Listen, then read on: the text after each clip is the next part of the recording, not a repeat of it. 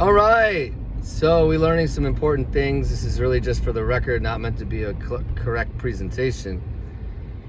So notes for self and for others for the future. For hopefully what will be an Emunah University resource library and courses. Now, we learned today from Rabbi Morgenstern some very nice things and some things yesterday. I'm going to weave them together. Today we were learning about Aliyah in the Parsha. We know that Yitzhak Avinu, his father, he went in the footsteps of his father, and he went. There was a famine in the land, and he says, "I'm going to do like my father. I'm going to go down to Mitzrayim." So on the way, Hashem stops him and says, "Hey, no! You've attained a certain level of spiritual perfection. That's the land where it's very impure. So therefore, you must stay here inside the land." But he stays in the land of Plishtim. So Rashi points out that in a particular area of commenting, that really that land is not where he stays, is not actually the Eretz Yisrael. It's not actually Israel. The 7 nations, the area they inherited, the Eretz of Canaan, the land of Canaanite, Canaan, is the land of Israel proper. But this Palishti area, interestingly enough, Palestine, that area is quasi a little bit in Eretz Yisrael and a little bit out. So it's like a border area. What's interesting is that only the areas of the 7 nations have a special characteristics, and Plishti have a special characteristics, and Mitzrayim have a special character. Mitzrayim has impurity, yuck, deep, dark spiritual impurities, bad stuff down there. But the immorality is known for the 7 nations. They are the lands of immorality, and the Plishtim seem to be thieves, is what I would say. It's interesting. So, what we're learning is that a person, it's interesting. How can it be that the most holy place in the world is in the place that's the most debased, immoral in the world prior to it? And it brings out, Rabbi Morgenstern brought out from the text, a very deep idea we should all take in, is that really it's in the place where things can be the most immoral, where things can be the holiest. So what that really means is that from the lowest places, those have the potential to be the highest places.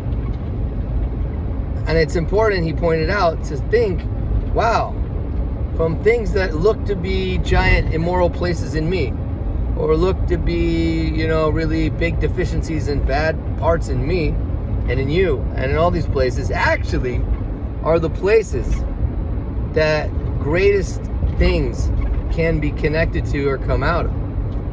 I have a whole new perspective on looking at ourselves and other people.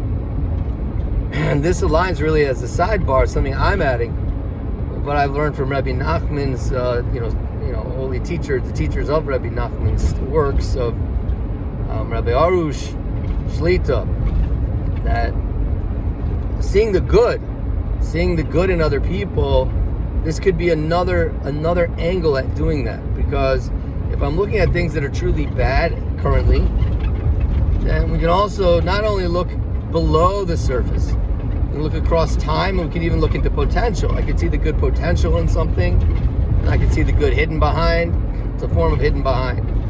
So that I can look at people who are really not moral and think, wow, this person could be so holy. You have no idea how holy this person could be. It would be amazing if this person could be somehow so holy. What can I do to help them? What can I do to not judge them? So going back, also learned, he taught earlier today, about the 48 gates of wisdom, I think in the name of Rav Noach Weinberg, Zecher Tzadik L'Bracha, that we're on number 2. And the first gate of wisdom was to be always engaging and deeply, thinking, learning. Gate number 2 was listening. So gate number 2, listening, is that a person needs to listen. I was thinking while he was sharing that I know the Pirkei Avos says there's nothing more beneficial for a person than shtika. quiet. Shtok. Shokad. So anyhow, I had a client yesterday. I'm going to add a few ideas here. He said also there, let me finish, that a person who, I think he brought in the name of, I don't remember who, I have to find out, that a person, I think it's Chazal, I'm not sure, a person who doesn't listen is like a golem. A golem is like an uncarved block of a person, like a big non-person person. The golem's interesting, I think, because it's both an uncarved block, but it also represents kind of like a person without much soul, much, it's not a person, it's like an entity, like a thing. So, in other words, saying that listening, if a person doesn't listen, he won't end up really developing himself, and he has to be quiet and learn from the outside and let things have an impression on him. And really, we're impressionable, and we need to be impressionable, but we need to block ourselves from bad impressions and allow good impressions. Which is why we need to spend time around a lot of good things. A lot of the whole coaching world, they call it proximity, this word. They go, basically means be around people who you want to be impressed by them. Impressed. People who impress you, you want to impress upon you. So anyhow, we need to develop this in ourselves. And where we learn from our holy teachers, we want them to basically be impressing upon us. And in order to let something in, we have to listen and quiet ourselves, put our own thoughts aside. Yesterday, a client was talking about how important it is. Active listening involves quieting the mind, not just the mouth. That active listening involves quieting the mind, not just the mouth. So if I want to really hear other people in my life, all the more so if I want to hear the wise sages and take in what they have to say to me, I'm going to need to quiet my mouth and listen. Now, Rabbi Morgenstern added an unbelievable thought on top of this, is that it's really a gem. Not only do we have to quiet ourselves to listen to other people, that we should be able to become a developed person in a healthy way and not just a block, an uncarved block, be refined and carved and grow.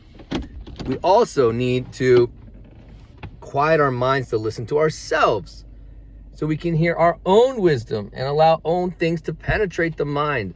Otherwise, he used this word, it's fossilized in the mind. It's just there, and it's fossilized. It's got, like, it's made impressions, but it's not really there. And then we need to allow it to really penetrate and impress upon us to the point where it actually is internalized. And we need that from the outside, from our right influencers, so to speak. And what two words? Proximity and influencers really means to be around great people. They make it sound like such new words, huh? It's really not. It means to allow this stuff to impress upon us, but we also need to allow our own self to be quiet and listen to ourselves so that we can hear and process something. So when something comes in, it's there, but if we don't take time to be quiet and really digest it, and quiet doesn't mean literally not talking. It could be just removing the distractions and journaling about it or talking about it. In a certain sense, quiet from other things, quieting the mind to focus on that thing. The mind has so many inputs and so many thoughts coming in. So, going back to the wells, we in the Parsha, that Yitzhak dug wells. That was the second point he brought up. He dug wells. It's a strange part of the Parsha, another one that's sort of like, what's going on here with this part of the Torah? Dug wells, then the police team filled it, then they dug wells, the police team filled it, dug wells, new wells, old wells. So he was explaining basically that at first we need to dig wells of our ancestors. We need to penetrate ideas into our minds that come from our ancestors, from ourselves, from our fathers, from our sages, from our tradition. And once that has taken place, we dig them again, and dig them again, dig them again, bring it in, bring it in, bring it in. This is really, I think personally, this is the process of internalization. So once I've internalized these ideas, these special ideas that I can inherit, I can then dig new wells. I can dig new wells. And what's wells? He didn't say this, but I want to add that wells represent Torah, well springs of Torah. The water, I've heard sources that water can represent Torah. Torah flows. So therefore, Torah flows, and we can have Torah in our life. We can have Torah water in our life, which would then nourish us. The spiritual wisdom flows, put it like that. So, in summary, the second gate of wisdom, besides learning and growing all the time, is to listen. Quiet our minds to listen to other people, and quiet our minds to listen and engage ourselves. And that's pretty much the take-home message. Be well.